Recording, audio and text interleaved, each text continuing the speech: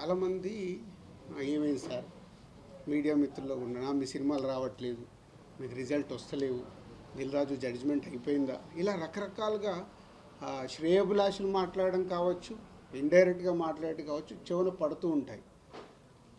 ఆ టైంలో నాకు ఒక ఫియర్ స్టార్ట్ అయింది. అరే నిజంగా నా జడ్జిమెంట్ పోయిందా, నిజంగా ఇంకా నేను రైట్ సినిమాలు ఇవ్వలేనా, లేదు కాంబినేషన్కే వెళ్ళిపోవాలా. ఇలాంటి టైంలో ఒకరోజు అనిల్ రావిపూడి కూడా ఇట్లా నా క్లోజ్ ఉండే డైరెక్టర్స్తో కాన్వర్సేషన్ స్టార్ట్ అయింది. సార్ ముందు ఉన్నదానికి ఇప్పటికీ నాలో ఏదో తేడా కనిపిస్తుంది, మీ అబ్జర్వేషన్ ఏంటి, నా క్లోజ్ ఉన్న వాళ్ళకి. లేదు లేదు సార్ మీరు సేమ్ చేస్తారు, లేదు లేదు సేమ్ చేస్తే నా ఈ రిజల్ట్లు ఇంత చేంజ్ కాకూడదు, ఎక్కడో ఏదో.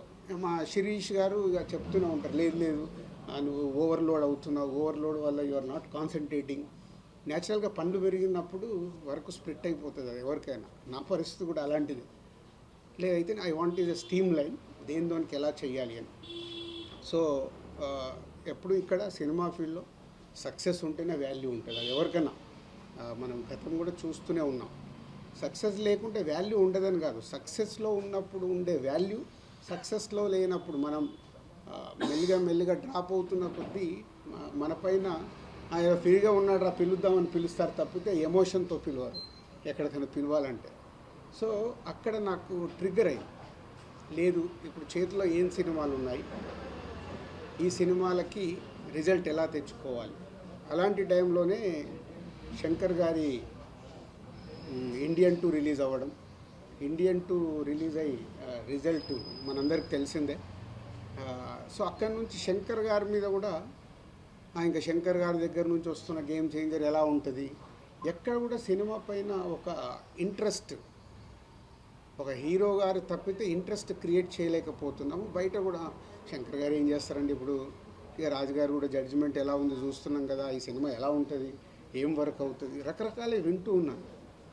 సో వింటూ ఓన్ చేసుకుంటూ, లేదు ఈ సినిమా ఏది నమ్మాను, శంకర్ గారు కథ చెప్పినప్పుడు 4 years బ్యాక్ ఏమి బిలీవ్ చేశాము అది ఉందా, సినిమాలో అది డెలివరీ చేస్తున్నామా అనే దాని మీదనే నంబర్ ఆఫ్ టైమ్స్ డిస్కషన్ పెట్టుకొని శంకర్ గారితో కూడా మాట్లాడుతూ. జనరల్గా మీ అందరికీ తెలుసు శంకర్ గారు ప్రొడ్యూసర్స్కి అంత యాక్సెస్ అనేది సినిమా విషయంలో, క్రియేటివిటీ విషయంలో ఏ పెద్ద డైరెక్టర్ కూడా ఇవ్వరు.